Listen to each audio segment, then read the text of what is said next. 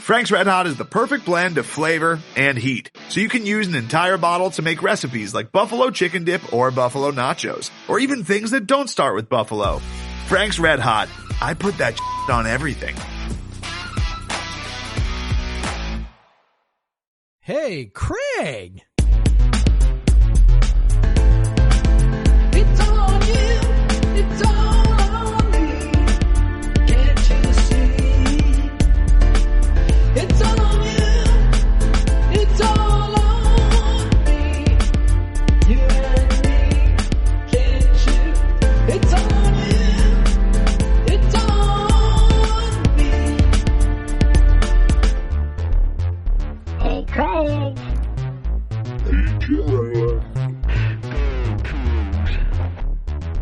Right or wrong, we don't care. Win or lose, we don't care. We don't care. We don't care. We don't care. Hey, Jeff. Hey, buddy! What's going on? I'm still feeling good. We're recording this on Monday night. I just thank you to the Georgia Bulldogs for absolutely whipping the hell out of the TCU Horned Frogs, because I didn't want to watch that anymore. And Pac-12 Network was showing a replay of a basketball game from Saturday. Was there a basketball game on Saturday? Yeah, basketball game involving our beloved Washington State Cougars. That's right. Playing a number 5 Arizona team, and I could tell you, man, the number 5 Arizona team, they didn't look like they were the number 5 team in that matchup. But yeah, so welcome to Podcast versus Everyone. I'm Craig Powers. With me, usually, but also tonight, Jeff Nusser, and we are excited because Wazoo took down number 5 Arizona on the road. The first, if you watch the broadcast, Ted Robinson did not let you forget. He let you know about 86 times. 86 times, starting whenever WSU had a lead. One for every year of his life. Yes. So the first time WSU has ever beaten an AP top 5 team on the road. So that's a pretty big deal. Just a satisfying performance. Just finally, after a team, just so much bad luck over the season with injuries, with shots falling for one team and not falling another. We look there's consistently on a shot quality upset. If you follow shot quality, they basically give estimated scores based on the quality of the shots taken, and that also factors in how the percentile of getting rebounded and all that. And I have so many shot quality upsets against WSU. They finally get a shot quality upset of their own. Yeah. Still didn't 12 of 28 from 3 obviously is very good, but it wasn't like the 16 of 22 that Cal shot against Stanford the other night and they only went 13 of 36 on twos. Really just a great performance in taking care of the basketball against a very athletic team. For much of the game until Arizona got desperate, really doing really well on the glass. But then Arizona, when they were down big towards the end, really started sending a lot of numbers to the glass, and they do have the size to overwhelm in that regard in there. But yeah, on their own end, solid amount of offensive rebounds, especially from Mohamed Gay. So just all around, we talk a lot about the number of shots that a team puts up, and it's not just the quality, but just the quantity of shots that a team puts up. And WSU in this game basically put up more field goal attempts. They were pretty much, by the end, were pretty even on that. But just the fact that they didn't turn the ball over, they hit their open looks from 3, and finally something came together. Like it just finally they get that performance, and against a good team. It's fine if you do that against Detroit Mercy, but to do it against Arizona in one of the hardest places to play in the country. That was amazing. Yeah, the hardest places to play in the country was on display too in that game. Because, one thing I mentioned as we were watching the game, you don't get a home win streak like that on talent alone usually. If Gonzaga is doing that, whatever. Like, obviously they are, the talent margin between them and most of the people who visit their gym, is a pretty big gap. But, if you're Arizona, I mean, even if you are one of the most talented teams in the Pac-12, you're still not that much more talented than everybody else in the Pac-12. So to win that many games in a row, okay, you start looking at home court advantage. You go, well, what generates home court advantage? And, studies have been done on this and have pretty well shown that, it's the influence that an intimidating crowd has on the officiating. And that was something that, we saw on full display, particularly in the first half. Second half, sort of, as it became clear that WSU was like not just hanging in there, but kind of outplaying them pretty significantly. It seemed like the refs started to kind of come around to, oh, okay, well, there's another team here. But, it was tough, man. The environment is intimidating. There were lots of funky foul calls early on. Just sort of the weird stuff you have to deal with that contributes to a team getting a long, winning streak like that in their building. And, to their credit, the Cougs, they fought through it. They played hard. They had a great plan, for how to deal with Arizona. They just kind of did everything you'd want them to do. And, like you mentioned, I mean, the 3-point shooting was good. 12 for 28 is really good. That's 43%, but it wasn't like it took a completely crazy, unconscious kind of night, to do it. They didn't shoot, 55% on 33s or something, they just did a really good job. They made enough threes. They got, quite a few offensive rebounds, 35% of their own misses. And then, like you said, the turnovers. I mean, that is something that this team has, struggled with at times this year, but has really come under control, as of recently. Not great necessarily in most games, but, kind of coming down. This was sort of like, the coup de grace, as it were, where we go, okay, well, we've talked for years on this podcast about shot volume, and that was, where the Cougs really started to make their hay, a couple of years ago. Well, this one was that in a nutshell, 14 offensive rebounds, only 9 turnovers.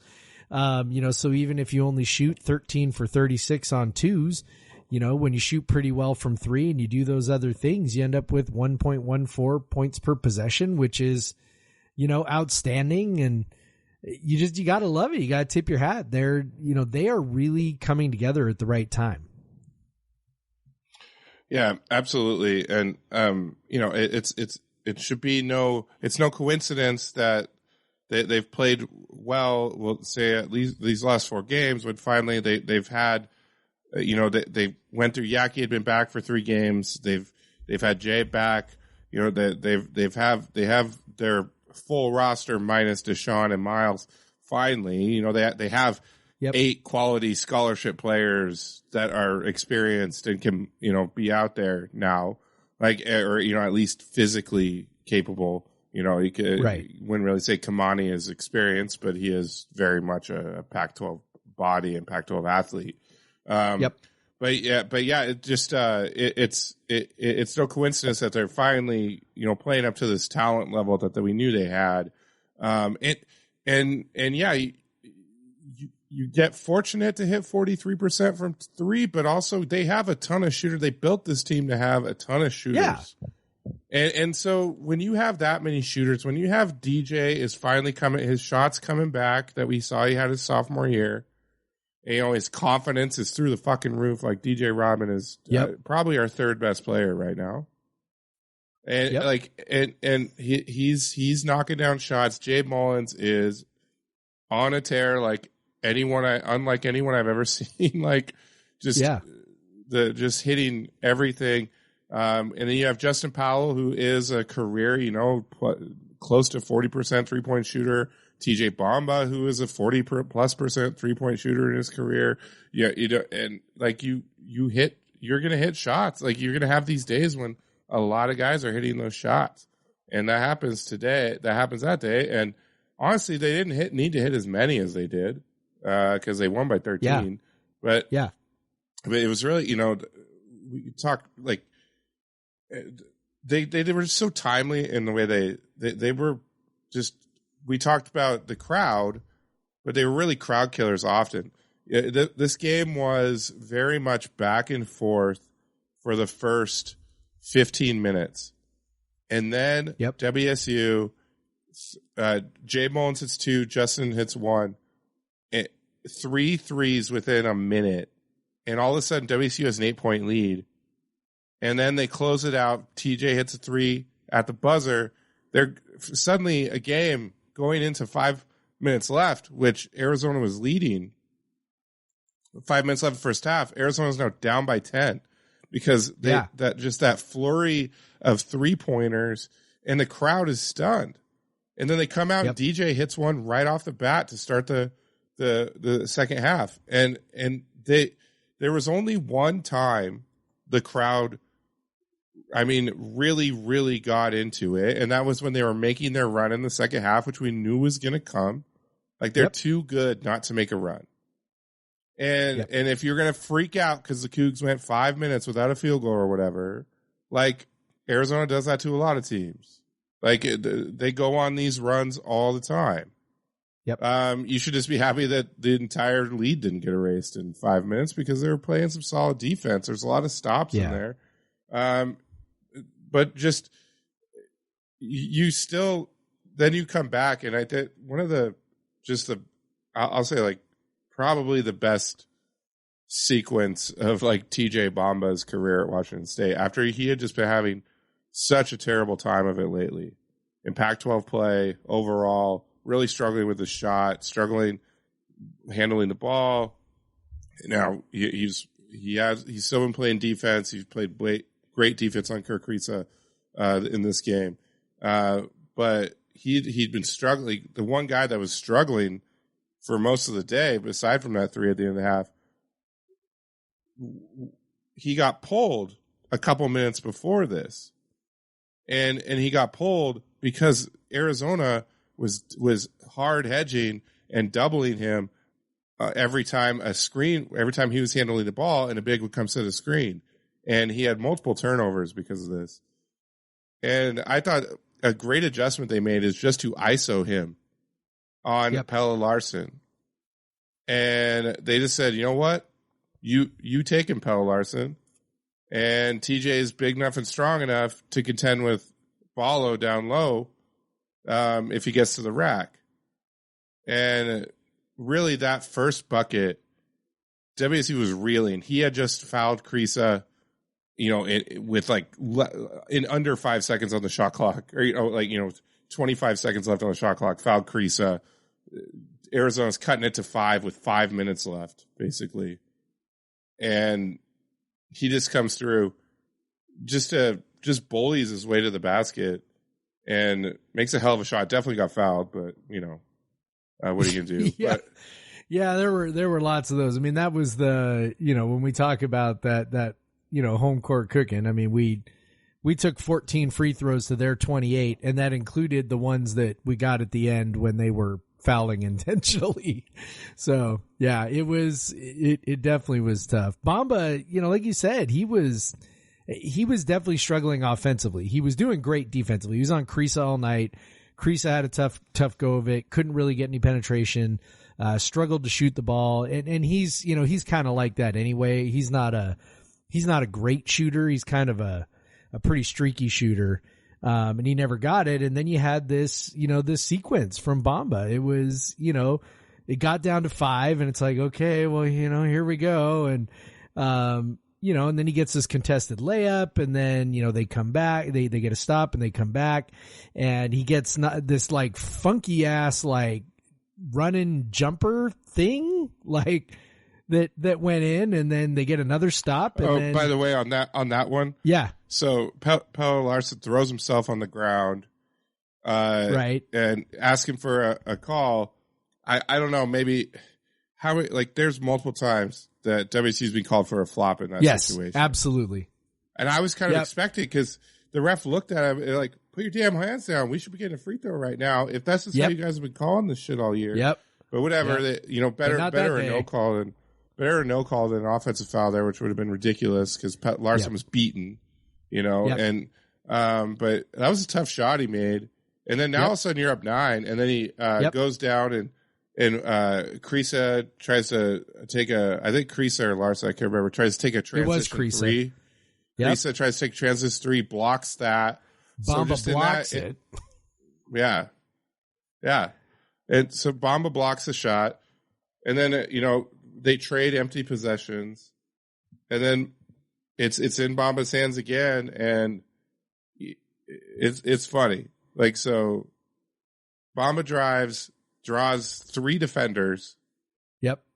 It would have been really difficult to find him, but Jabe was wide open.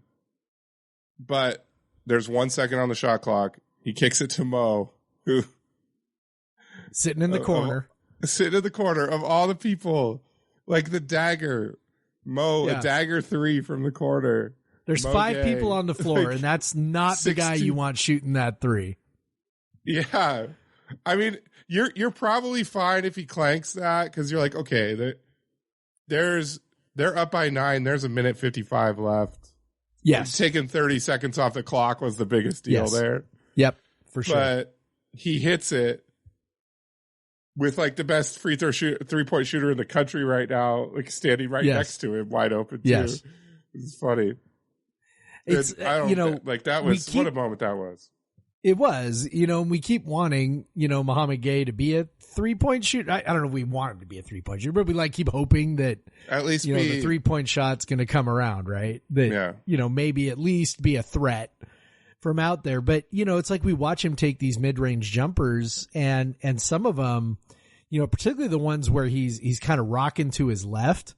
He gets this nice high release with this feathery touch over contests, and it really has become kind of an unstoppable shot. But when he shoots threes, it's like almost like it's a different shot for him. It almost feels like he's kind of throwing the ball at the rim versus, getting that nice high feathery release. It's almost like he doesn't want too much arc on the 3 or something. But on this one, it was a hard, it was 1 second left on the shot clock, hard closeout. So what's he do? Nice high feathery release, snaps it, swish. And really that was the moment that, the game was over. I think, Arizona, I think called their last time out after that, if I remember right. Weirdly, I think the refs stopped it for like a clock issue or something, because Arizona only had one timeout, and then they called another timeout diving to the floor for a loose ball like later after that. Yeah, maybe that was it. So it was. I just remember there was a break, and there was just this sense of, okay, this is over. It's over. And to be the team to just make shot after shot after shot, against a team that is the one that's used to doing that. Right. Arizona does that. They're the ones who, rip your heart out with their pace, and they overwhelm you like a flood. And, they just send bodies at you. They crash the glass. They dunk on you. Ballo is such a monster. And it's like, man, we had them in control virtually the entire game. Like it was crazy. I don't think Arizona even really understood what happened to them. I mean, after the game, they're being like, I don't know, it looked like in the handshake line that there was a little, some words being exchanged, in the handshake line. And then after the game, Tabellis is sitting there and somebody asked him a question about how hard it was to guard Muhammad Gay. And he goes, no, not difficult. Not difficult at all. Not at all. It's like, buddy, the dude just put up, whatever it was, 24 and 14, right? He just put up 24 and 14, including one where he drove right by you for a dunk. Oh, don't worry. I have shared that GIF many times now. Yeah. And it's fantastic. And it's like, but they're just, they come off looking like big chumps and big babies. And that is an extremely satisfying to see, satisfying thing to see after a game. Well, and I'm a lot can be said about like the 3-point shooting, and I just saw a tweet from Sam Viceni, who basically said, yeah, that people react too much in polls to like, a team having an off night. Arizona went 4 of 25 from 3, and WSU went 12 of 28. Well, here's the thing: WSU has a roster built with a ton of shooters, and Arizona doesn't. Arizona, right. The 3-pointer is not a big part of their attack. They're 281st. This was like a crazy amount of threes for them to shoot because WSU was all like plenty happy to have Pelle Larsson and Kirk Kriisa. And, Kriisa is a decent 3-point shooter. Larsson is not. Let guys like Henderson, who are, they're decent shooters, but they're not used to shooting volumes of shots. Right. They're used to getting wide open looks, but giving them only that. And so the WSU said, you know what? If you're going to hit a bunch of threes, we're going to lose, because if we give you the inside, we're going to lose anyway. Like if we give penetration to Kriisa, we're going to lose anyway. So they went under screens on a lot of guys. They just like let them shoot those threes. And so like, yeah, you could say an off night, but this was part of the plan. WSU shoots a fuck ton of threes. WSU has a ton of shooters. WSU on their roster, you got Bamba career 40%, Powell career 40%. I just already said it. Jabe is 50% right now. You have DJ Rodman, who is on a tear and very capable of hitting 3 out of 5 in any game. So you just loading the floor. You have Andre Yakumovsky, who didn't do jack shit because he was in foul trouble the whole time, but that's another shooter you have.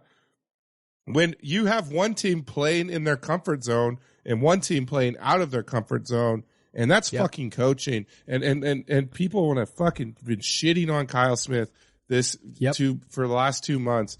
You know what? This shit doesn't happen by accident. You don't go down and beat a talented team like Arizona, who's on a fucking roll the last 2 years, like without coaching. And so you could say it's lucky that WSU hit 12 of 28 and Arizona hit 4 of 25. Well, that's how WSU played the game, to how the rosters are built. And that's how it went. And it worked out. And maybe it wouldn't have worked out. Maybe if Arizona had a crazy night, like WSU hitting 12 of 28 isn't that crazy. Because if they went 10 of 28, no one says it's crazy. Right. And WSU still wins if they go 10 of 28. The coaching staff deserves a lot of credit here for the game plan they put in. And then what Bryce pointed out is they took away their like Twin Towers advantage on defense by playing Mo like a wing. Like he was, Bill Walton was freaking out the whole game. Right. About how far he's too far from the basket. It's on purpose. Yeah, that was on purpose. That clears space for everyone else when you're pulling Ballo and pulling Tabelis out. Like that, you're pulling them out not only as a shot blocker but as a defensive rebounder. Well, it really seems like they have found something in terms of how to mitigate the fact they don't really have a point guard, right? Yeah. Like they were really trying to wedge Justin Powell into that spot earlier, and it wasn't working. It just wasn't working. Like it seems like he has that kind of skill set. He's a really savvy passer at times, but to be honest, he really just seems to lack the assertiveness, I guess, to be a point guard, to be a lead guy. And so they finally have said, okay, that's not working, right? Let's try something different. And now you're seeing, the offense is running almost entirely through Mo, where he's getting the ball in various positions, and that might not work, except he's a really good passer. And you're starting to see also he's a fairly competent dribbler. When he gets the ball like within, 15, 16 feet of the basket in sort of a triple threat position, like he can do one of 3 things. Like he can pass, he can shoot, he can put it on the floor and get to the rim. Like there was one, early on, I don't think Tubelis was on him. I think it was the other reserve big guy, but it was kind of on the baseline. Yeah. And he just did like a little rip through, one step, boom to the rim and layup. And the dude was just like, he had no idea. He just had no idea what had happened. And then, the dunk on Tubelis it wasn't on Tubelis, but the dunk where Tubelis was guarding him out at the top of the yard. Tubelis was 18 feet from the basket when he dunked. Yeah. His primary and because he didn't move. Muhammad's got the ball up at the top of the key and again, just kind of, rips through and goes hard and Tubelis is caught flat footed. He's not ready for it. And so what's he do, as you put it, he does the YMCA noon hoops move, tries to reach around and poke the ball away, which doesn't work. And then, 2 steps later, Muhammad's, flushing the ball. It's like they have really done a nice job diversifying this offense. And I was looking at just the conference only stats on Ken Palm. He breaks them out for conference only. We're like, what is it, like 4th or 5th, something like that in offensive, 4th, I think, offensive efficiency on points per possession in conference games. And that's without having played like any of the 4 or 5 worst teams in the conference, right? Like we haven't played Oregon State. Yep. We haven't played Washington. We haven't played Cal. We haven't played Stanford. That's going to change this weekend. But it's like, man, we haven't played any of those shitty teams. And our offense is actually looking pretty damn good. Particularly with what we did, against UCLA and against Arizona, not as great against Arizona State, but it was still pretty good against Arizona State. We lost that game because Arizona State just, scored, they shot out of their minds and, scored more than they normally do. And you kind of tip your hat on that, but hit every USC, 15-footer. USC, UCLA, Arizona. I mean, you're talking, those were all games, I think, that were all above about 1.1 points per possession. I mean, look, we've struggled offensively under Kyle Smith for years. It is suddenly looking like we actually have a legit offense going here, and it's largely because of Muhammad Gay. Well, and Muhammad Gay is a big part, but also Jay Mullins and DJ Rodman really like both stepping up as and we got to talk more about DJ. Yeah, but before we do that, and DJ's part of this is the defense in this game. The WSU had been getting absolutely torn apart on 2-pointers for much of the season, and this is a team Arizona is a team that lives on 2-pointers. Tubelis, Ballo, even Krisa, Larson, everyone. They're a big team and they play inside. That's where they like to play. They fronted Ballo for most of the game. They fronted Tubelis for most of the game. That was their strategy. Sure, it ended up in some easy buckets, but on 2-pointers, Tubelis was 8 of 19 and Ballo was 4 of 11. And overall, Arizona 42% on 2s. And outside of Ballo and Tubelis, who took 32s, the rest of the team combined took 8. They were not letting the guards get inside. They were forcing Ballo and Tubelis to make plays. Now, Tubelis did a lot, got a little bit of help from the refs, 10 of 12. He's very good at drawing fouls, especially at home. But 10 of 12 from the line. Ballo 3 of 10 from line. They were happy to hack him and let him miss free throws. It just with it. Tubelis had 40% usage in this game. Like they were like, you know what? We're gonna let you catch the ball, and then we're gonna swarm you and see what you can do. And we're gonna go under screens to make it harder, so that there's always gonna be people in your face when you catch the ball. And so he had to work for you. He had to 7 offensive rebounds. Like he had to work for all 29 of those points. Besides maybe the last 2 when it was just WSU was just running out the clock. But so it was WSU basically said like, we'll let you shoot, we'll let your 32% 3-point shooters shoot threes more than they are comfortable, and then we're gonna let Tubelis, yeah, sure, we'll let him get the ball, but we're gonna swarm. And they've really like made some, Mo made an incredible block on Ballo. He fronted him and then recover. After fronting him, he gets the ball, he recovers, blocks a dunk. They really did a really great job. Guys like DJ, like Kamani, like Andre coming and contesting when they would when Ballo and Tabellis would catch. It was just so impressive. A team that has struggled so mightily stopping teams inside the paint to just have a performance like that, which really wasn't built like on one player. And shout out to Justin Powell as those guys were crashing and putting all it into like force tough shots for Tabellis and Ballo. Justin Powell pulling down some like 5 or 6 just really contested defensive rebounds. He had 7 altogether.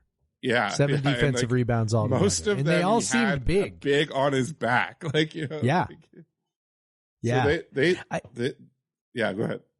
I was going to say, I think there's a couple things going on with the twos.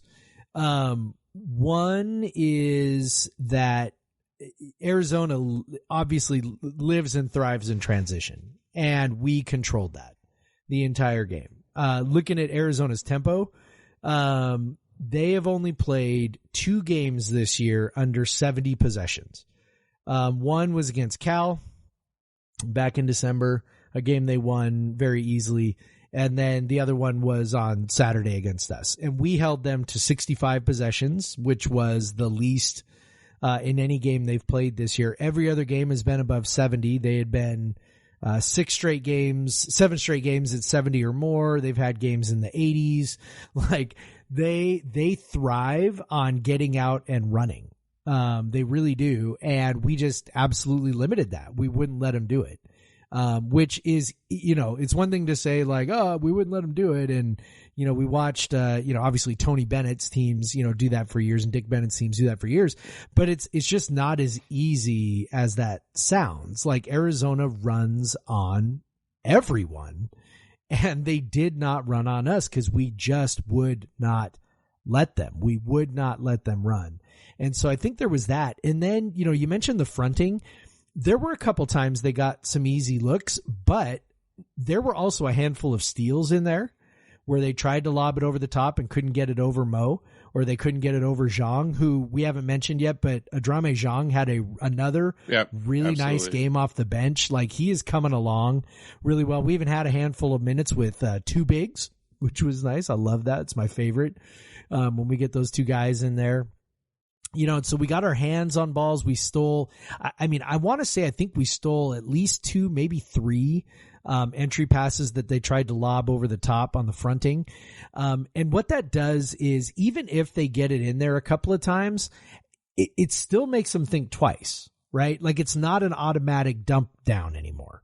Like when they see it and they think it's open, they might hesitate just a sec, right? Before they try and toss it over that big to get it in there. And that is enough, to make sure that people don't maybe necessarily always catch the ball in advantageous positions. So, we talked a lot about, Kyle Smith and the game plan and everything else. It was just another example of just really having a great game plan. I don't know how many teams could pull off what we did, to be honest. Like we've got a certain kind of personnel to be able to do that. We've got Muhammad Gay, who's doing it, and Zhang, who, while, skinny and young and, pretty raw, is also super long and really springy. And, you can see that also he's a really smart basketball player. Like the tools are there and the skills may not quite be caught up yet, but you can tell he really understands the game and he gets it. And so he's just in these spots to make plays and make things difficult and, just get his hands on balls and things like that. Just really masterful game plan, limiting transition. We didn't turn the ball over much. Arizona doesn't force many turnovers, but still, that hasn't always stopped us from turning the ball over. We did everything we needed to do to control Arizona getting those easy 2s that they really thrive on. And you saw what happened when they really had to work for it, and they weren't necessarily prepared to do that. It's pretty awesome. Yeah, and this was Arizona's second worst points per possession of the year, behind their loss at Utah. and honestly, one of their worst defensive performances of the year as well. When you look at WSU's points per possession, I think only Cincinnati was higher against Arizona all year. So just all around, just an incredible game. Just love to see it happen. This team deserves it. They've been through so much. And now the challenge is, they're basically, we talked about this a little bit about this, we alluded to it. They've been on a decent stretch of play. Like they've looked a lot better in the last, since the thick of the conference schedule has started, when they've had, everyone back, nearly taking UCLA, at home, and then, beating USC pretty handily at home. Arizona State, who is a good team, they'll be a bubble potential tournament team. Losing to them on the road, that was a contested game. And again, like Arizona State shot like crazy in that game. Not just like shots they don't normally make. And then just to beat Arizona. So they've really been playing much better ball, really playing like a top 50-ish type team. Even, a couple times, top 25, top 20. Obviously they were looking like a top 10 team on Saturday, but overall, if you take the whole of these four games, really top 50, top 40 type quality team, which is what we thought they were. So this is really coming around to, when they have everyone there, they're playing a lot better. Guys are getting over some injuries, and so now they have Cal and Stanford, which is should be the easiest weekend for any team right now. But this is where they can, obviously against some worse teams this year, they've had struggled. So hopefully they can keep that intensity and focus, along with having that talent back with Cal, who is, does have a couple wins in Pac-12 play, but they were, again, kind of crazy shooting, and crazy wins, but both of them at home as well. And then you have Stanford coming in who is struggling, but is good enough to get you on if you're not having a good enough day. So, or, if you're having struggling, maybe shooting the three or whatever. So but yeah, it's a big weekend, because if they could sweep this weekend, they're suddenly at 4-4 in conference play. Yeah. With 6 of those 8 games being very tough, like against potential tournament teams. Yeah. To tell you what, how tough the schedule has been so far. So Ken Palm's got his conference, his projected records, right? So right now, after Saturday, we're 2-4. He's projecting the cumulative probabilities lead to 10-10, which means that the projection is to go 8-6 over the final 14 games, which you're kind of like, okay, well, that doesn't sound all that impressive, but also that's 8-6. And then it doesn't take much to get to something like 10-4, right? I was going over this with a friend today, and I was like, okay, well, let's say, okay, we sweep this weekend, right? That's what you would expect. The probabilities on both are over 75 or over 74%. You would expect to win both those games, right? So then you go to the mountain schools, Utah, Colorado, always a really, really tough road trip, but is a split something that could happen? Yeah, it could happen. Okay. Then you come back home and you're playing Arizona State. Well, you've already beaten Arizona. It's still going to be a tough game, but you've already beaten them.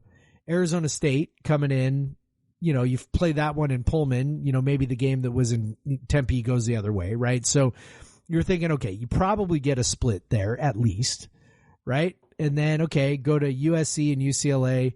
Split going to be tough, but again, you've already beaten USC. Maybe you get a split there. And then you finish with Washington, Oregon State at home, Oregon at home, Stanford away, Cal away, Washington away. What if you sweep those? This is not super far-fetched. to think of where this might end. I mean, you legitimately could end something like 13-7 in conference or 12-8 in conference. Like, that's not like crazy outside the realm of possibility. Based on how they've played in these last 4 games when they've had the full roster. Yes. And absolutely. But I mean, we think that's who they really are, right? Like I don't think this is fluky. Do you? Well, I don't think beating Arizona by 13 every game is exactly who they are. But, no, of course not. No, of course not. I just mean more like on the whole these past 4 games. I do think they're good enough to contend with anyone, anywhere in the conference, talent-wise. And so just, hope to stay healthy and just hope there's no letdown against Cal and Stanford this weekend, especially because Jeff and I will be there for Stanford. So please, yes, we will. Don't let us down. We want to have happy dancing at Etsy Bravo. But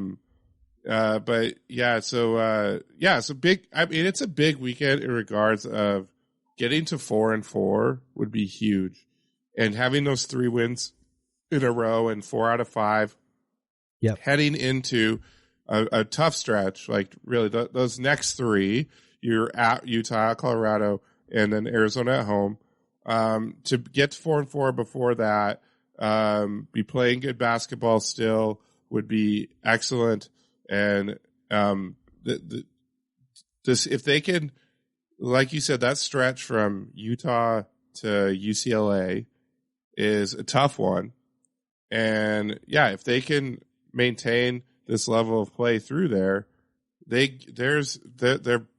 easiest stretch is the end of the season. And I know it's crazy to say when they have 3 straight road games, but it's the 3 worst teams in the conference, or 3 of the 4 worst teams in the conference. It's I don't know. Like we said, we said a month ago that this team is struggling, but they're going to get people back, and they're going to give people trouble, and they've already done that. They almost beat UCLA. They beat USC. They beat Arizona. So that's already coming to fruition. We knew that the talent when they had their full roster, and like I said, it's still not the full roster, but like not what they thought they would have in October. But but they have their at least enough scholarship players to have the talent to contend with anyone, and they're already proving that. And I'm just, I think there's going to be a lot of fun to be had in the season. Will it end in postseason? Now, if they do get to 12-8, 13-7, that they would definitely be, especially given the wins that they would have accumulated in that stretch. But just to get there and I think there's going to be fun basketball, and there's just so many people, and it was weird to me after the UCLA game is when I saw a lot of it happen. I guess because that's just all the games, right? Games, and I know there was a field goal drought at the end, and we've seen that happen. But I'll tell you what, UCLA is the number 4 team in the country on KenPom, and they almost blew a massive lead to USC the other night because they scored 14 points in the second half. Yep. This is not unique to WSU as a college basketball program. Like, college basketball teams go on these droughts. And now have we had some insane ones at WSU under Kyle Smith? Yes. Does it feel like it happens a lot? Yes. But you can't discount the 32, like they still ended up 1.05. They had 66 points and 64 possessions in that game. Like they played a good offensive game in the total. Like yes, the last 8 minutes were tough and they lost the lead, but you were playing the number 4 team on KenPom in the country. Yes, like you were playing a really fucking good team, and good teams do that to people, especially good defensive teams. Good teams are hard to beat. Yeah, and then you come out and they were on, like, they had 3 good offensive performances after that. You mentioned the offense. So, like, why people gave up after UCLA, which is like the weirdest thing to me. Like, oh, I'm done. Like, okay, we almost beat a top 10 team, and that's your final straw. Like, I know. It's so bizarre. That's when one of the most prominent WSU alumni in media decided to allude to firing Kyle Smith. Yeah. I know. And then pretty silent after this game. I know. The whole thing, it's just insane to me. Like, listen, I understand the feeling of just like washing your hands of a program, right? Like, we've talked about this before. We started Coug Center when Paul Wolf was the football coach. There were some losses in there where it was like, okay, it's clear we're not competitive. Look, I am the guy who wrote an entire series on Coug Center about Ernie Kent making excuses for losses, right? Like, we had an entire series called Why Did WSU Lose This Time, which was making fun of all the just crazy ass shit that Ernie Kent would say about why we lost. And there were some whoppers in there. And I'm like, man, if you're getting embarrassed, like, if you're getting embarrassed, I understand. Like, if you're like, man, I can't do this. We're getting embarrassed. This is insane. We can't coach. We're not talented, whatever. Okay, fine. But you're going to, like you said, you're going to pull that trigger after losing by a point to one of the best teams in the country. Like that's when you're going to decide that you're out. That's when you're going to decide the referendum on the coaching staff. Yes, they completely melted down at the end of that game. Like, no doubt about it. They shot themselves in the foot repeatedly. They made all kinds of mistakes, and okay, fine. You want to chalk that up to coaching, whatever. Fine. I would contend that maybe that would go a little differently if you had an actual point guard, which we were supposed to have, but unfortunately he has cancer, right? So, it is what it is, but it's like, man, big picture. It's, the entire premise of Ken Palm is that scoring margin matters, right? Like, if you're a good team and you're in games, it matters. And it's like, and if you're in games against other good teams, it matters. That even if you don't win, and winning, we all know that's what matters. I'm not trying to say wins don't matter, yada, yada, yada. So when we were, 6-10 after Arizona State, I'm not trying to say, well, I don't care what the record is because our Ken Palm ranking is like, that's not what I'm saying. Like, wins matter a lot. Wins matter a lot. But also, like, if you're going to decide to give up on something, maybe give up when the team is an embarrassment, not when it's, I don't know, pretty clear to anybody watching that they don't really suck. Like, they've played a really difficult schedule. Like, we looked at that earlier, like, I don't know, last week, right? We were looking at that, and it's like they have played a top 50 in the country schedule up until this year. According to Ken Palm, the 5th most difficult schedule in the country. Okay. And it's like that. I think I was thinking non-conference. Like, we played like I think a top 50 non-conference schedule, right? 60, and but yeah. 60. Okay, close. Which is crazy for a power conference team. Power conference teams don't do that very often. Yes.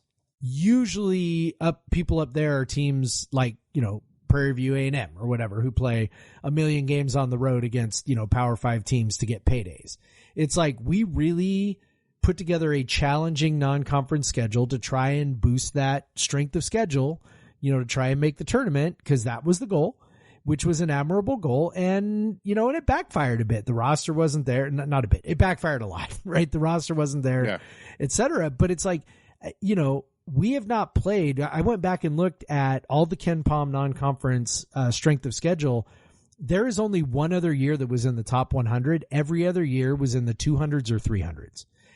So like, we've never had a year like between 100 and 200 in the last 20 whatever years. It's either been like 200 and lower, or these 2 seasons where it was in above 100, and this is one of them. So we've played this like crazy difficult schedule. Our losses are to, as I'm kind of looking at the schedule here, I mean, the only one that's not a loss to a top 70 team There were two. One was obviously Prairie View A&M, which was a terrible loss, no excuses, whatever. I'm not trying to minimize that. Lost to Hawaii on the road. Hawaii's ranked 118, which is still pretty darn good. And also that was a road game, right? So even though it was in a tournament, it was a road game because it was at Hawaii's arena. Everything else is these top 70 teams. We played a ridiculous schedule. The record is partially a reflection of that. And also we've lost again a whole bunch of close games.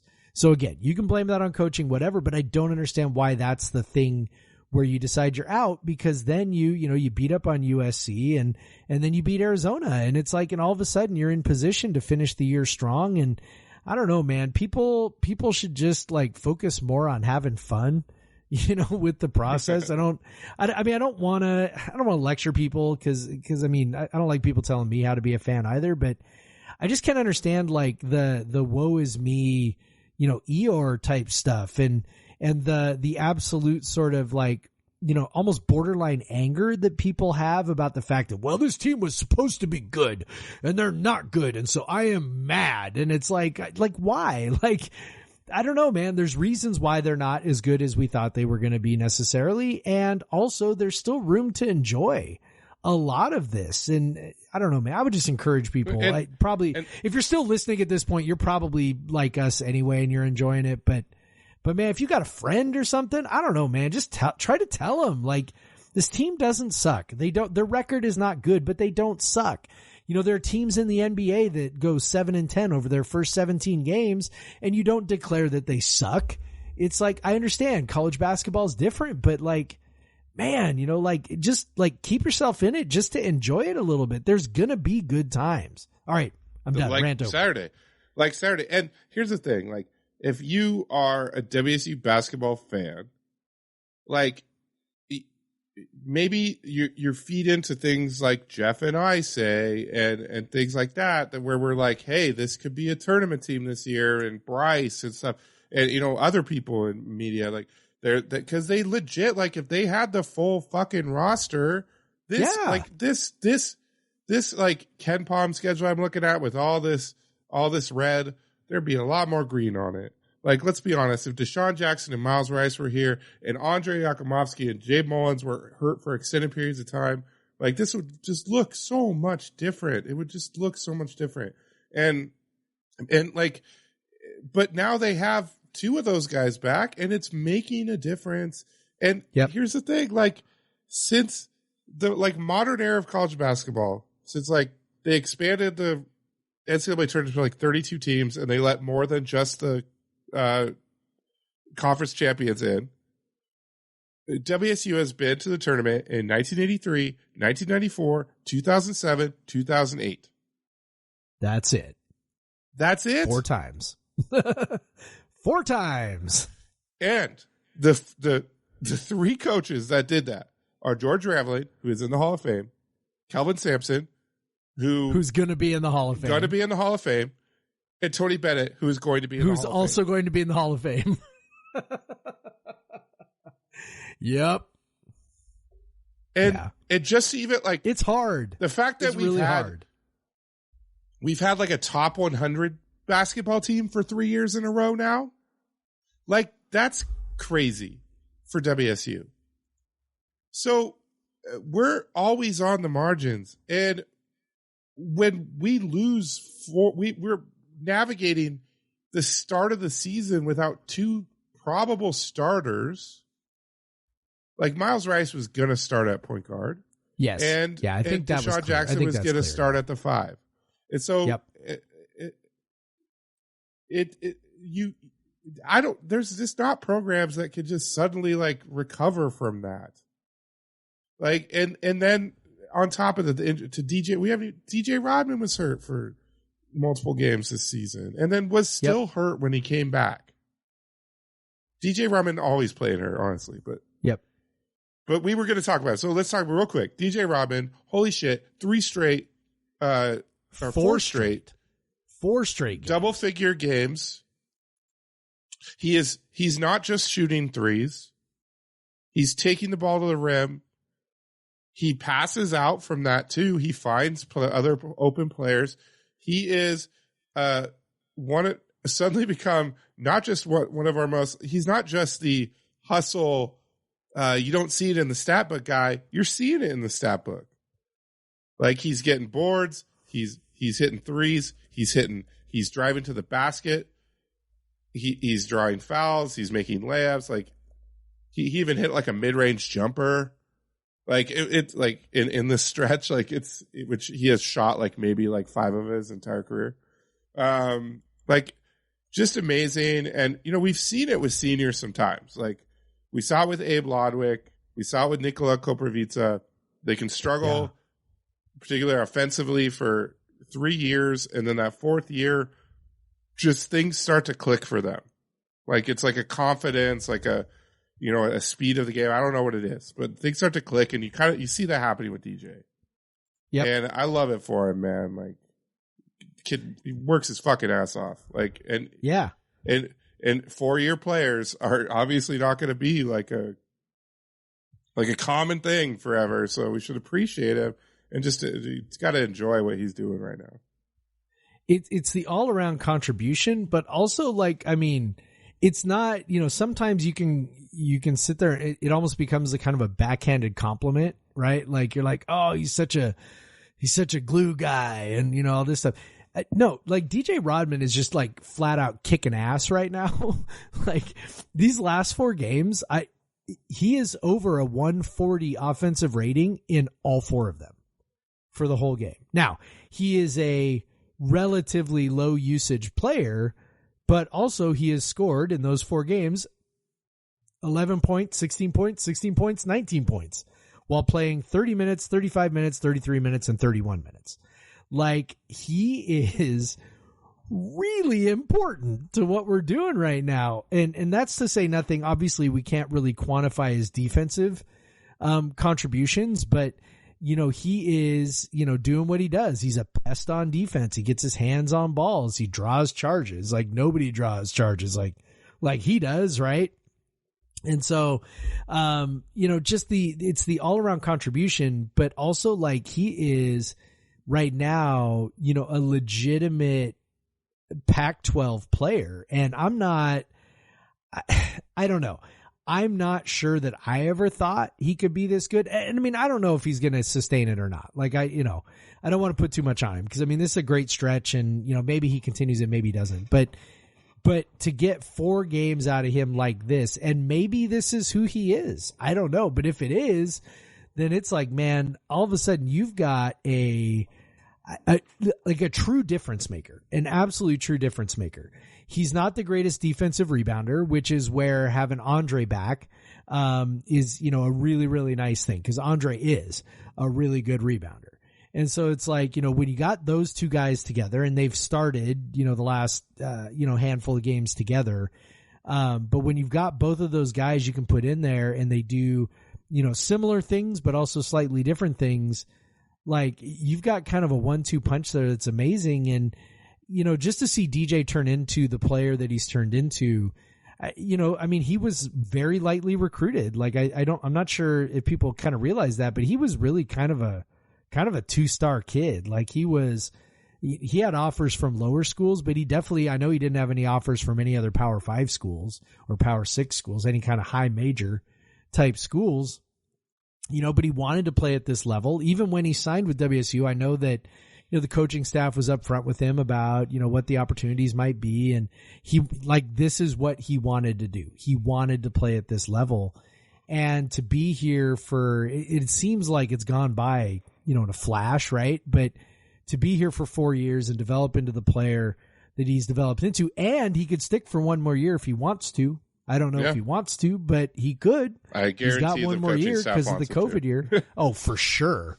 And he's clearly like at this point, I mean, if he finishes the year like this, I mean, he will have, you know, carved out a legit, you know, starting role for himself. Like, you know, it's at this point, it's not like he's starting because you're like, well, we just kind of don't have other options. Like, I mean, no, he's one of our most important players right now in any number of ways. And yeah, it's really, it's fun. You know, like it's one of the reasons why we follow college sports, right? Like, the older I get, the more I'm like, man, this is, I start having these questions like, man, is it kind of weird, that I am so invested in what these 18 to 22, 23-year-old guys are doing.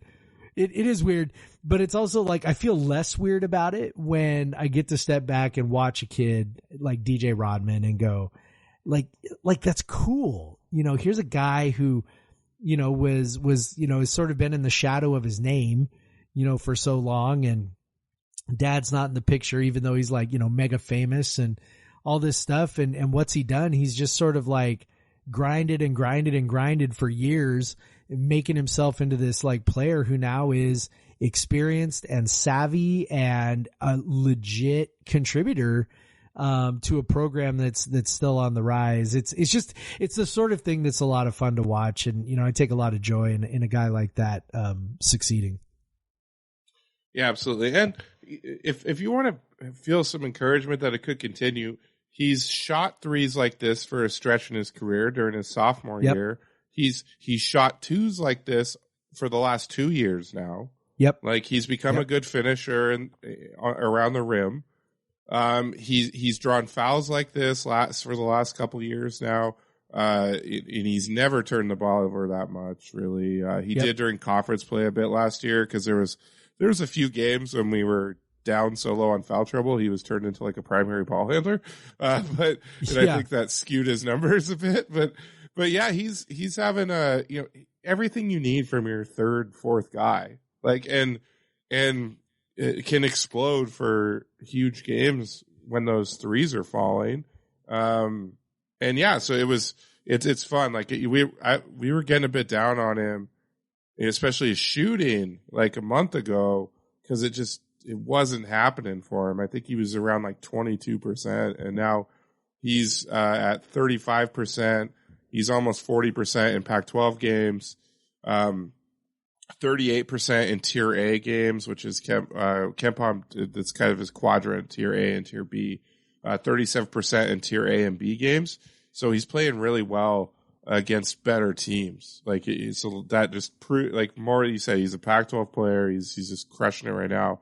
And yeah, it's very fun. And especially because when he plays that well, WSU plays well. Like he's such an important player.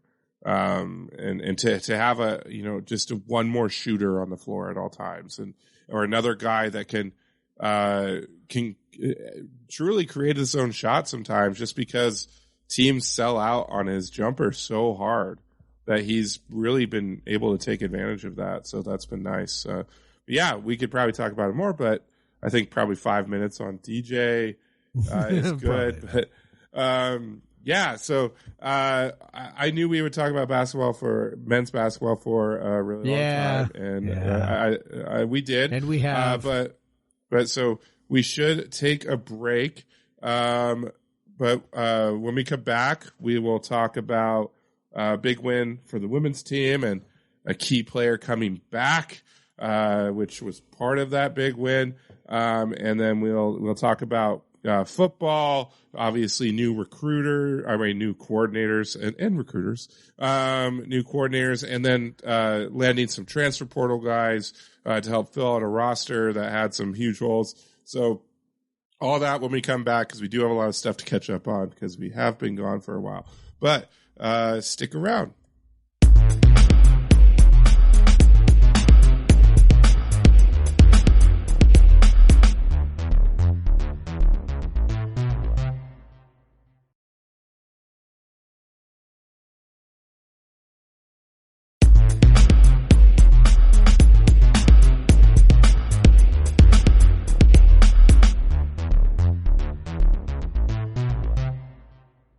And we're back.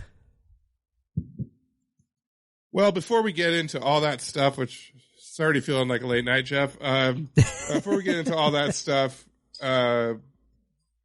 we, of course, especially after a win like that, and the win we're about to talk about, we got to talk about what we're drinking. So, Jeff, what are you drinking? Yeah, well, we've been on this holiday break. Our last episode we recorded was remembering Mike Leach. That was back on December 15th, which was almost a month ago now. Part of the reason why we took such a long break was because I went to Disneyland during Christmas break and took the family, and we spent 5 days park hopping and all kinds of garbage like that. And while I was down there, obviously, I had to make a stop at Anaheim's best brewery, Bottle Logic. And so I picked up some beer from Bottle Logic, just a couple. The one I'm having tonight is apt because it is called Study Break, which is an imperial stout with lactose, cacao nibs, and peanuts. Which, you know, as you might imagine, is sort of an interesting combination of flavors, which is what obviously anybody who's familiar with Bottle Logic knows is sort of what they are known for, doing kind of weird stuff. It's sort of their experimental vibe, right, of trying different things. So this is unbelievably delicious. It is sort of rich and mild. I'm not getting a lot of peanuts. I'm not getting a lot of peanut flavor, but the flavor, just sort of the taste, it's rich and it's smooth and it is absolutely outstanding. I'm so glad I bought it. I think Study Break is sort of apt because since I've gotten back from Disneyland, I've kind of just been working my ass off trying to catch back up on everything from being out of town for a week, a little over a week. But, so I feel like tonight I'm kind of finally taking a study break, but I love this beer. It's fantastic. If I could get my hands on more of it up here, I would. I don't see a lot of, I don't know if Bottle Logic even distributes up here. Because I don't recall seeing it at any place I've been to, but but yeah, this is fantastic. Okay, that would explain it. Because I'm like, yeah, I would totally buy this again. It is very yummy. So on the Untapped description it says it's Snickers candy bar inspired. Would you? Okay. You get that vibe? Maybe a little. But yeah, like I'm not getting a lot of peanut or caramel in there. So I don't know, maybe kind of a hint of caramel, but mostly I'm just kind of catching the chocolate, and it's yeah. So that's kind of where that's where I'm at on it. But it's, you know, I'm not disappointed. It's really good. Awesome. I knew you'd be coming back with a Bottle Logic beer. Yeah, I got another one too.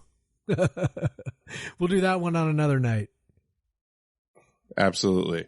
So I went into the cellar, obviously, for this. Obviously, we had a couple real nice beers on Saturday night. Yes, we did. Yes, we did. We didn't even talk about that. How, like, the win was so much fun. Sarah was like, you should go out to Tacoma and drink beer with Craig. And I was like, all right, twist my arm. So I drove out to Tacoma. Yeah. Tremendous wifing there.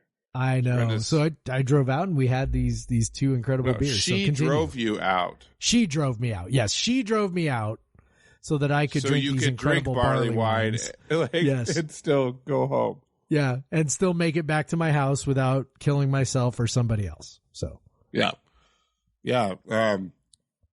So we had a golden barley wine from Fremont called Aurelis, and then the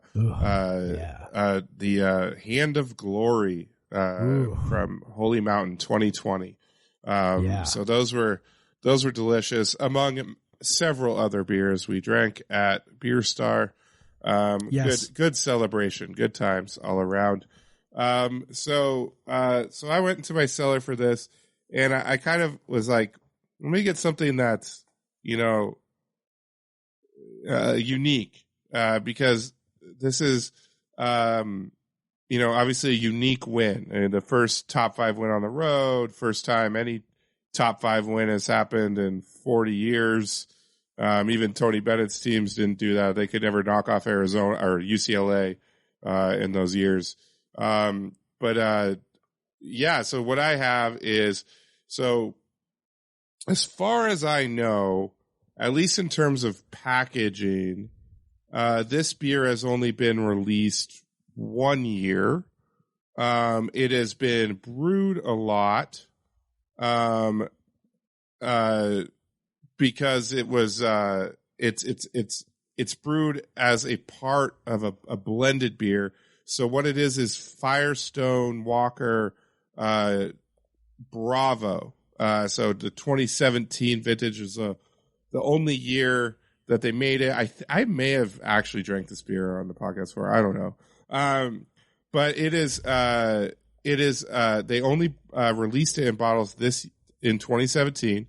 They have brewed it a lot. They include it as part of the blend in their anniversary beer, which is always a blend of a bunch of barrel aged beers. So this is an Imperial Brown Ale, barrel aged. It is coming in at, I think, 13%.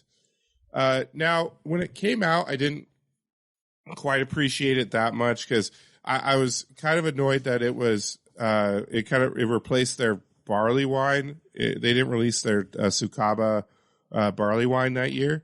I think they released this instead because it is kind of along the same vibe. Like Imperial Brown Ale is very a dark brown barrel aged beer, but it definitely doesn't have the body of a barley wine. But now, after 5 years in the bottle, this has a real nice body to it. It's aged really well. The barrel was kind of overpowering at first. That has kind of mellowed out. Everything kind of blends together. It's a real nice, enjoyable, very dangerous 13%. Really tasty. You definitely get some like the good parts of a barley wine or a brown ale, like the roastiness of the but with like more intensity of that. A lot of people don't like brown ales because they are so too mellow. But this one has a more intensity of that. Almost like a barley wine a little bit, but not quite the thick syrupiness of it. But very tasty. And it's called Bravo Cougs, being a top 5 team. Bravo Cougs taking down the Huskies. So lots of Bravos to hand out this weekend, and a unique beer, which I hope that beating top 5 teams is not a one-off. I hope it comes back and is just blended in as a part of many seasons going forward. But yeah, so that's what we're drinking. Let's talk a bit about the women's team coming back. They had a real tough start to the Pac-12 season. They lost at UW in a December game, even despite Charlize scoring 40, and then they came back without Charlize, who had some family matter in New Zealand, so she missed their next 2 games against Utah and Colorado. Both games that if Charlize was there, they could have you could definitely see them pulling off. But Charlize was finally back, and especially in the second half, which is typically when she dominates, came back with a huge game. That their defense was on point, and a nice convincing victory over UW, who Cammie Etheridge is now 8-2 against in her career. And I'll find any coach in any sport that has a record like that against UW. Outside of soccer, maybe. I don't know soccer was pretty much it. Yeah, yep. Like that's a pretty impressive to dominate UW like that. So yeah, 8-2 now, Cammie, and to win so convincingly. They really they had UW at kind of an arm's length for most. Like after they were, I think they were tied at the end of the first quarter. They stretched it to 7 at the end of halftime, and then they just kind of held UW.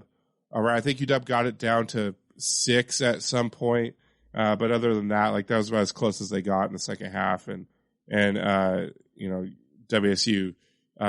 just pulled away. That UW really didn't have an answer for Bella Mercatete inside. She had a real nice game, 10 of 16. Charlize 11-17, 2 of 3, 26, real nice 26 points. Ula, it was nice to see her have a good game. She's been struggling a bit with her shot, but 11 points from her, and then not much else from anyone else. But when you're getting 26 from Charlize and 20 from Bella, and the other team's only scoring 52, you're probably going to be okay. And you won by 14, and Charlize scored 15 in the fourth quarter. Yeah, she went 7 of 8 in the fourth quarter. Only 1 of 2 from 3. She just sort of took the game over, played all 10 minutes, and just was an absolute force. So yeah, so good to have her back. I think I don't think it's too much of a stretch to say that she's the best, individual basketball player in Pullman since Klay Thompson. I don't think that's like, I don't think I'm saying anything super controversial there.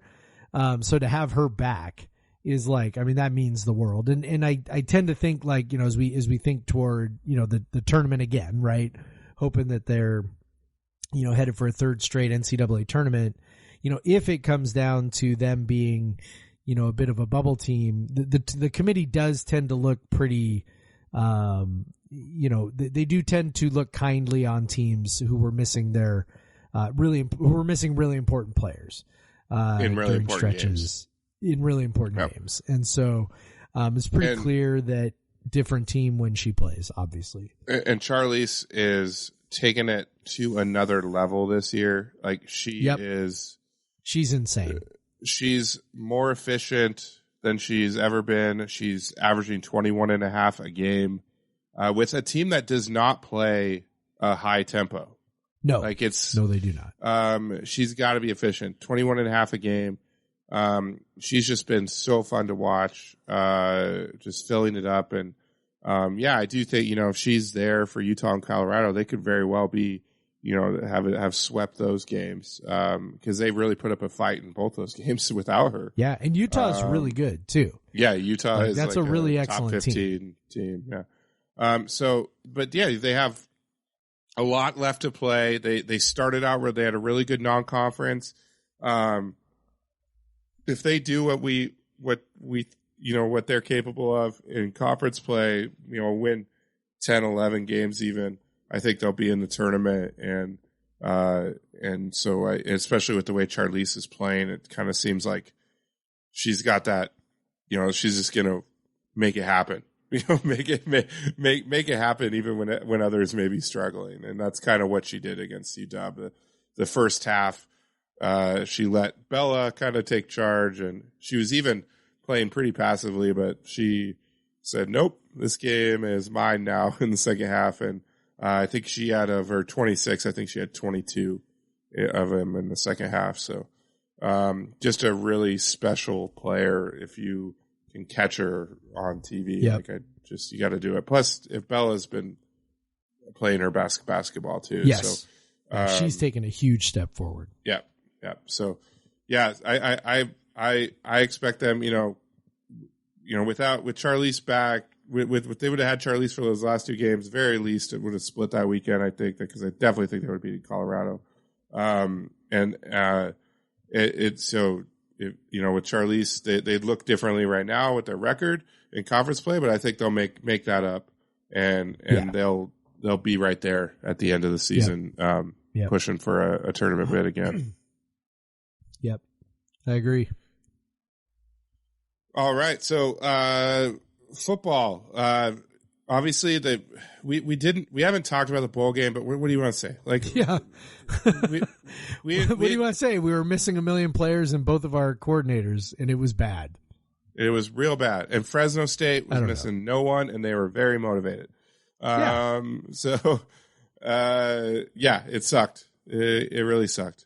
But as we've talked about, like, reading too much into bowl games is kind of not really the best way to go. I mean, we look at last year and, the Sun Bowl really sucked and that was really crappy. And also then we came out and, had a pretty good season. So, there's not too much to be gained, I don't think, from thinking too hard about bowl games. Yeah. I think the only thing you could gain of the bowl game last year was the struggles on the offensive line, which did carry over. That's true. It did. But now if you look at this roster now, we've had signing day. We haven't talked about that. Let's just go ahead and say We signed a bunch of guys. We hope they're awesome. A very WSU class. Yes. WSU through and through. And then since then, they've hit the portal more, filling out some offensive line, some defense, some wide receivers.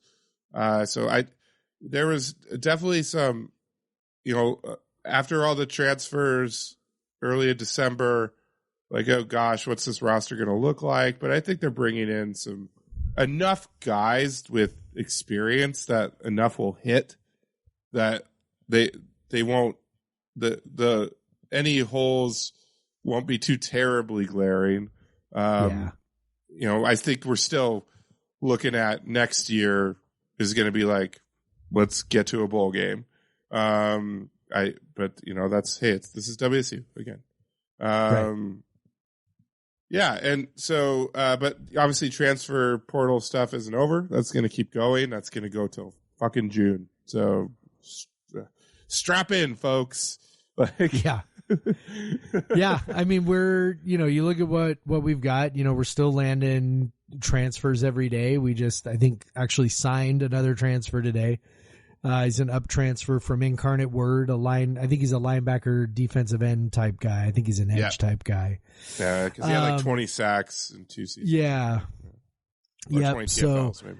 And that's largely where our transfers have come from. We have had a couple of Power 5 transfers, a couple linebackers, one recently from Maryland, another guy from Texas. That was a couple weeks ago. The guy from Maryland needs to change his Twitter profile to Washington State University, not University of Washington State. University of Washington. Sorry, buddy. Like, you got to fix that. I'm not naming you, but yeah, you're not listening anyway. but we are calling you out. Actually, you might. The rest of it though is largely up transfers, right? Like it's guys, a lot of Mountain West guys that they're tapping, particularly wide receivers. So we've got 3 transfer wide receivers, one from UNLV, one from Fresno State, one from San Jose State. So, that wide receiver room that we were kind of wondering what they were going to do with, that's how they've addressed it. I don't know. I mean, I guess it's better than freshmen. As near as I can tell, each of those guys has 2 years left. So hopefully that helps. I think the UNLV kid is actually the most intriguing. He seems pretty explosive. So that's going to be an interesting guy to keep an eye on. The Fresno State kid, and all their names, by the way, are escaping me right now. But the Fresno State kid's a little bigger. I think he's about 6'1", maybe. So perhaps he projects to the outside. But regardless, I think, it's some guys who should be able to step in, hopefully be able to help. And hopefully that's, I think that's probably going to be the formula for us, unless like the calculus changes on our, Cougar Collective or something. Like, I think that's sort of largely what we're going to be looking to do is grab guys who are, coming up mostly from, mid, Mountain West type schools, guys who might be, under the radar a little bit because of that. And, we add them to plug holes. So I feel good about that. I know we got a couple of new coordinators too. I'm pretty excited about them just because I guess they're new. I don't I don't know much else about them, but Ben Arbuckle is 27 years old. Yes, I do know that. Yeah, really, the offensive coordinator is super young. Looked like young enough to write for Coug Center these days. Yeah, looked like he ran a fun offense at Western Kentucky. We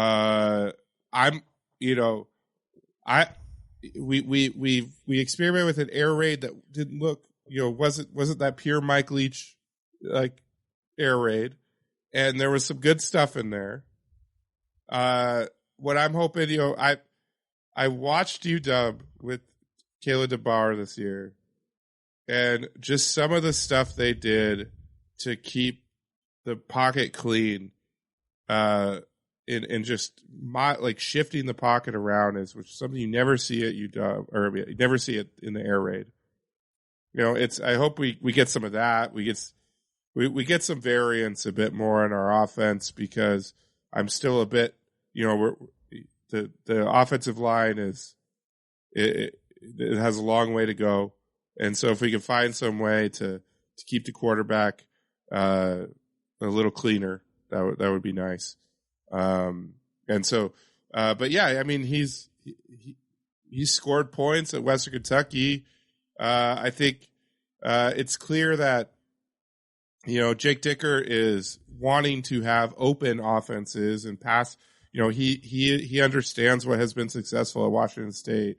And this is the same sort of thing. We're not going to be this like running attack that like classic defensive coaches do. So that's encouraging. And then he went out and for the defensive coordinator, Jeff Schmedding, who most recently was at Auburn and Boise State with Harsin as well. He is a Spokane native. One thing that is a little Jake is really big into wanting to recruit Washington and wants people who know Washington. Yep. I hope he knows there aren't a ton of Division I players in Washington. No, there's not. That's okay. There have been some very good players from Washington that go to UW or go to Georgia or whatever. But just if you make that your focus, you're not going to fill out your roster. But I don't think that a lot of stuff I think is more messaging than it is like it's more in the messaging than it is in the actual practice, because there was Washington guys in the recruiting, but there was still a lot of California guys and there was Texas guys and stuff like that. So like we're not just recruiting Washington, but it's good to have a guy that's excited to be in Eastern Washington and all that. And you said it, and like Jake Dickert, this is Jake Dickert's defense, and Jake Dickert said it too. Like they're not going to change. He runs a 4-2. He looked for a guy that runs a 4-2-5 and likes to blitz, values turnovers, stuff like that. Like runs a turnover heavy, high variance defense. That is what Jake Dickert wants, and frankly, he's been really fucking successful with that in his like short term. Jake Dicker's still pretty young, but like at Wyoming and at WSU, it's been proven to be successful, and I'm down with it. Keep rolling with that 4-2-5. You gotta at the very least have to have a five back base set at this point in college football. Yeah. Yes. Yeah. I don't know, man. Like, okay, so I look at the offensive coordinator, I go, okay, cool. He's young. Maybe it's weird. I dig it. Like, I'm all about like weird and having fun. So it sounds kind of like, that's kind of what he's all about. Wonderful. Yeah. We got to be weird, man. Yeah. Like, I mean, that's where we're at. We better, if you're WSU, you better throw the ball over the yard and get a little weird. Okay, great. Defensively, I don't even think twice about it. I'm like, it's Jake Dickert's show. I don't know if this is exactly akin to Mike Leach hiring an offensive coordinator, but it's probably pretty close. Jake Dickert's not the one calling the plays. We know that, but other than that, I mean, it's his defense. It's his philosophy. They're going to teach it the way he wants it taught. And as we know, that's good, right? That's a good thing. So I feel great about it. And if this guy can recruit a little bit, I think somebody maybe it was Brian Anderson made a comment on our thread about it, earlier today, where it was like, or the other day, where it was just sort of like, okay, if you can get this guy and you're winning battles for, the upper end, Boise State kids, the upper end, getting, winning some battles against, Cal and, maybe potentially Utah and Colorado and Arizona, right? Like you're kind of getting some of those kids against those other guys, but also some of the upper end Mountain West kids. You're probably doing okay. And so, from that standpoint, if that was part of the goal, I think that makes a lot of sense, and I'm down with it. So, yay, new coordinators. Yeah. Woo. You did mention Colorado, which who even know, like Colorado? Yeah, might who be knows what that's going to be? Different class of recruiting. Yeah, who knows? It might be. It might be. Who knows? A guy recruited 5 stars to Jackson State. So and who is now coming to Colorado. So yeah, by the way, Western Kentucky, sacks plus pass attempts 637 last year. And then That's a take lot. out the sacks. That's versus 400 runs. So they're 63% passing attack. That's what we're used to. That's also a lot of plays just in general, though. Yeah, So, yeah. They ran 1,037 offensive plays, and their opponents ran 1,026. Wow. Yeah, I gotta love that. That's the MAC, right? That's a MAC. They did play 14 games. Okay, so that they were partially explains it. Yeah. They weren't in the conference title game. I don't know why they played 14. Did they play at Hawaii? Oh, they played at Hawaii. That's why. There you go. Yeah. You can play 13 regular season games if you play at Hawaii. Yeah. So. Fun fact, by the way, the guy who replaced him as the offensive coordinator at Western Kentucky is Drew Hollingshead, Hell yeah. who was Mike Leach's, I think he was a grad assistant to start with, and then I think he was like an offensive analyst. But he was basically, at WSU, he was basically Mike Leach's assistant quarterbacks coach. So when I got to sit in on the QB meeting, during that one spring practice time, Drew was in the room. He was actually kind of the enforcer with me to make sure that I wasn't, recording anything I wasn't supposed to be recording. But, smart kid, followed in Mississippi State, was inside receivers coach, and then now he's going to be the offensive coordinator. So that's awesome for him. I know he was sort of the quarterback whisperer, kind of like the buffer between Leach and the rest of Leach and the quarterbacks. So yeah, cut his chops at WSU under Leach. So super excited for him as well. Seems like a really good dude. So yeah, very excited for him too. He's like maybe 31, 32. He's not very old. Yeah, he's pretty young too. Yeah.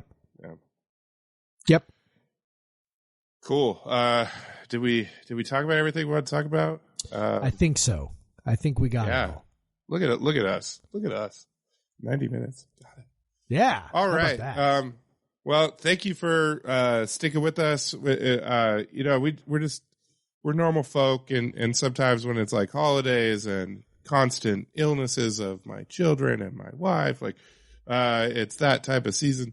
It's just been hard to do podcasts, but we love doing it, and thank you for sticking with us. And if you don't subscribe, hit that subscribe button.